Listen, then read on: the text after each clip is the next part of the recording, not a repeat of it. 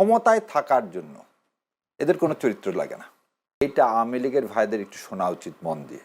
সেটা হচ্ছে এই পেপারে, এই কালের কণ্ঠেতেই রাষ্ট্রপতি একটা কি দিলেন, সাক্ষাৎকার দিলেন।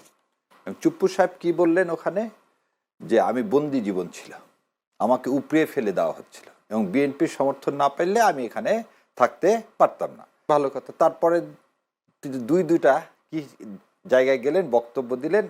একটা বক্তব্যে প্রথম বললেন বাংলাদেশ জিন্দাবাদ, আর একটাতে যে বললেন স্বাধীনতার ঘোষক জিয়া। আমরা যেটা সবাই বলতেছি স্বাধীনতার ঘোষক জিয়া, সংবিধান বলতেছে স্বাধীনতার ঘোষক হচ্ছে শেখ মুজিবুর রহমান। তা আমি এই কথাটুকু এই জন্যে বলতেছি যে জনাব তারেক রহমান এই রাষ্ট্রপতিকে দিয়ে সারা দেশের সামনে আওয়ামী লীগের চরিত্রটা কীরকম সেটা একদম প্রমাণ করে দিলেন এবং সেজন্য তাকে ধন্যবাদ দিলাম। কীরকম প্রমাণ? ক্ষমতায় থাকার জন্য এদের কোনো চরিত্র লাগে না।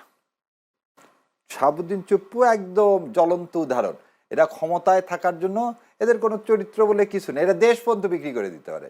ও তো আর মানে কি বলবো, যে পাবনায় যে বললো সারা জীবন ছাত্রলীগ করছে, জয় বাংলা মুজিববাদ, সব বিক্রি এখন।